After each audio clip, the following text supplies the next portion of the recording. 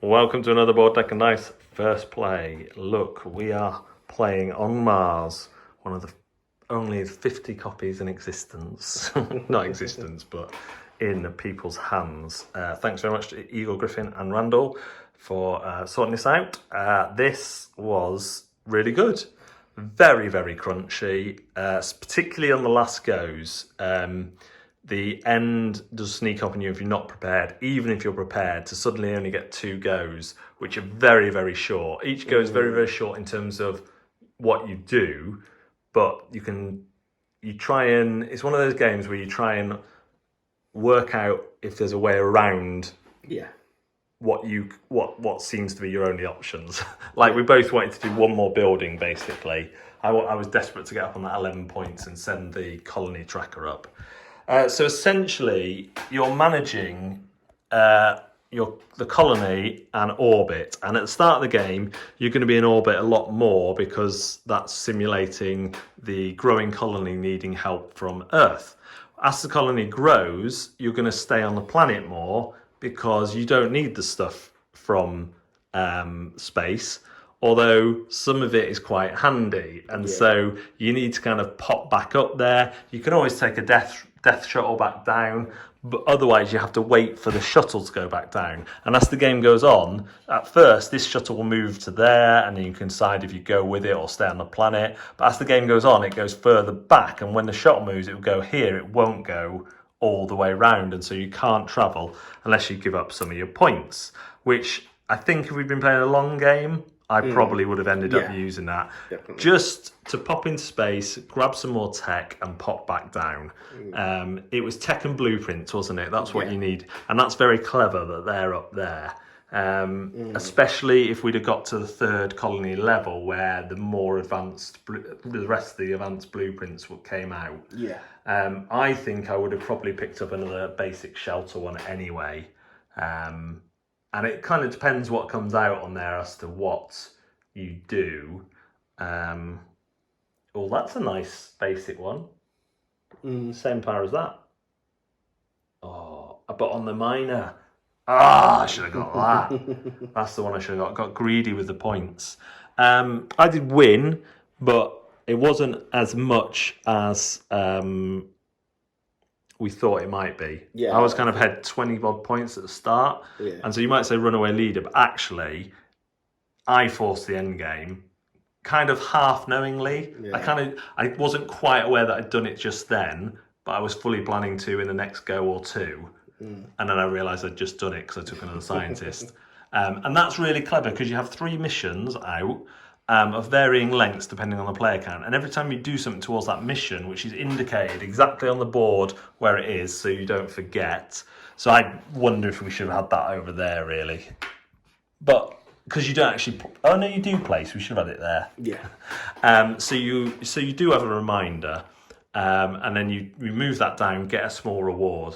And those rewards are often for your executive actions. On your actual turn, you're just taking a main action, which is either on the colony side of the board, which is mainly building and moving around the planet, or if you're on the colony side of the of the turn order track, then it's going to be getting tech, advancing tech, getting resources from Earth, or getting blueprints from Earth for constructing buildings. It looks great. All the tiles kind of have pipes that go in together.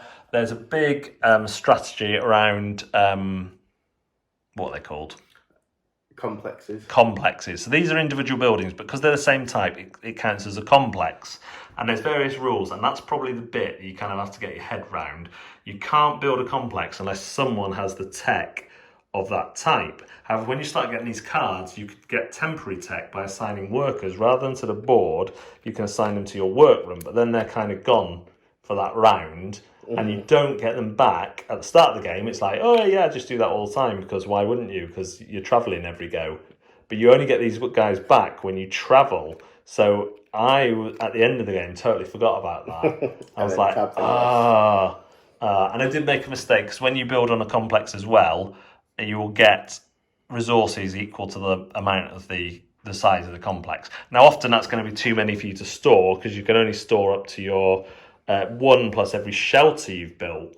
But certainly start game, we both would have had more resources. We realised about a third of the way through. But again, it's because it's our first play. There were some things. The only thing that wasn't clear was these on the player track. You do actually still have to pay the costs if they have a cost. If they're free, they will have a symbol that denotes it. But the rulebook doesn't say pay us normal on those ones, and that's the only place where it didn't. It just says gain the benefit, whereas everywhere else says gain the benefit, play as normal. So that was the only rulebook query. I didn't look in the main rulebook for that, to be fair, but in the reference, that's something to be aware of. You do still pay the cost, which, when you think about it, does fit with the rest of the theming icons of the game. Again, we played till 2:00 in the morning, and then we learnt this morning. I'd read the book once, so I think we did pretty good considering the complexity of the game. For that to be just the only couple of mistakes we made. So, your game? Thank you very much. What do you think about it? Yeah, no, I really like it. I like how there is a certain flow to it, which is quite typical of Lacerda games, really. Once you get your head round the mechanics of why you're doing things, there is a flow and a reason for the elements. And once you get your head around that, then the game becomes easier to play. It's just that first round or first couple of rounds of getting that through your head. And then the struggle becomes getting what you want to get done. Yeah, trying to grok in. So you're doing an action, but it happens to lead to another action that allows you to do something else. And ordering those, especially with the things where you get bonus points. Like if you can get some of that stuff before you push up the building, often using executive actions. One thing I didn't do very well is I didn't put enough mines out. I mean, you only had 2 mines out to begin with, but that was getting you a lot of the mineral, which I struggled with. And that's used for upgrades, which I got more upgrades out. Which give you extra options in your actions. Although, really nicely, if you take a scientist, so Chris had scientists that could come across and use this building and this building. So why I didn't upgrade that too early, because although the other side is I do get to use it for free as well, so it's kind of like, it's not semi-co-op at all, but there is moments of those cooperative actions. You can use each other's tech, you can use each other's, if you've got the correct scientist. And the cards are really well thought out in how the scientists that you use don't necessarily benefit for the end of what you get out of it. No. But you could it's probably the building chain it track. Quite nicely.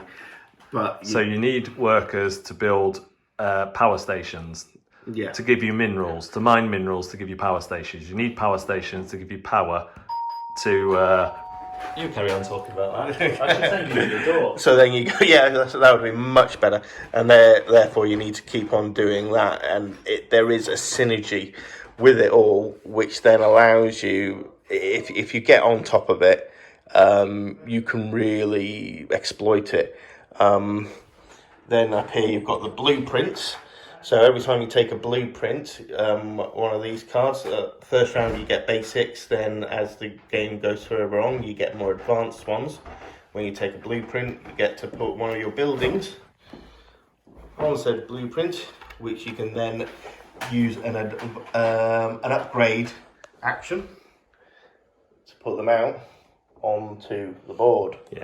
Cheers. And all the buildings are unique for each colour. I don't know if the bots are. I think the bots are the same. And it's just learning terms like there's bots and a row that you move on the board. So mixed up. And I wasn't too harsh on you, unlike the other night when I confused something that was much closer alphabetically. I feel like as you were talking, it seemed to me like at the start of the game you're like quite limited in what you can do.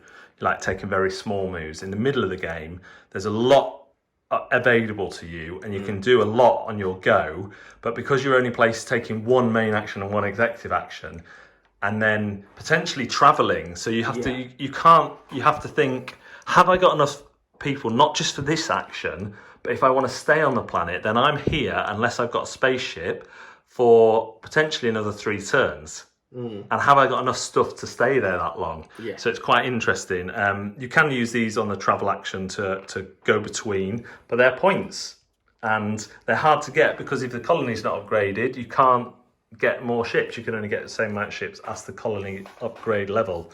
It reminds me a little bit of, in terms of mechanics, it reminds me a little bit of Lisboa in the terms that you're placing a card out, and where you place it dictates what you do, and then you can boost that kind of in small ways. I think I find this easier to follow than Lisboa, but I think this is considered weightier.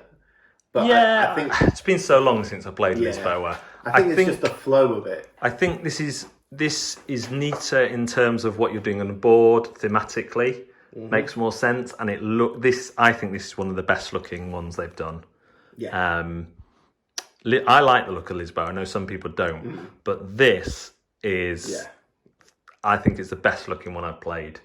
Brilliant insert as well. Yeah, the insert game is up.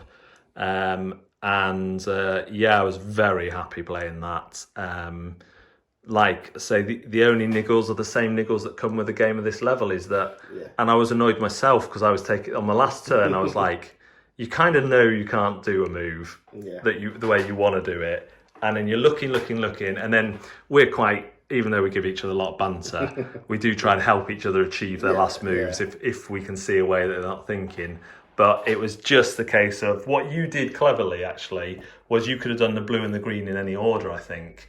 I don't think you even realised, but you used my green first, so I couldn't upgrade it, even if I wanted to. Yeah. And then I had my blue, and then that freed up the bot movement, which if it had gone there, I would have got the bot down there, and I could have got that last building, getting the 11 points for me, getting another 8 points off my advanced buildings. It would have been 10 by that point, I think.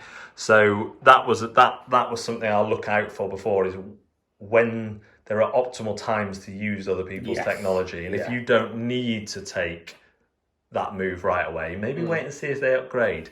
What I'm looking forward to in a bigger game, despite the added length, is having more people on different sides of the board.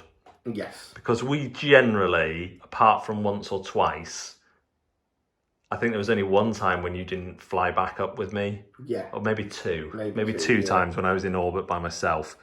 And I was like, sucker! Probably, again, that comes from reading the rule book. But But with four, like I say, you're going to have, people are going to be everywhere. Yeah. And using other people's tech is going to be more important. And, that's it. And these scientists on your blueprints, that'll be, I think we both kind of were a bit scared of grabbing blueprints because they are negative points at the end. But I grabbed a load early, and I'm glad I did, because it just did give me more options. Once you get your advanced buildings on, every time you fly out to the orbit, you're getting those resources from those buildings. And definitely, I think getting a mine out early, perhaps even getting your shelter upgraded so you can get crystals as well. Definitely. Makes travelling to space more worthwhile. 21 points. That is a hard thing to do, though. Yeah, that is. But bonus points for filling up your shelter, but they have to all be on your side. So you'd have to know. I suppose you do get that one extra round, so that's where you might be like, travel.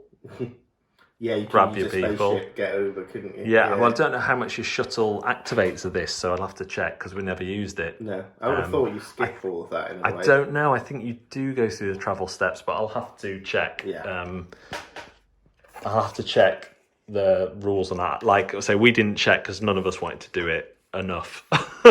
So so that is On Mars. A big thumbs up from Big Pawn and myself. And we'll play it a few more times before we let Mark play, so we're quicker. And we didn't go with the basic setup, did we? No. I didn't feel like, I felt like you say, once we got through, everything is within its own kind of realm. It makes sense. And if you played it, Lysurgia and the Tool games, you quickly latch onto the iconography. That is On Mars. Thanks very much for watching.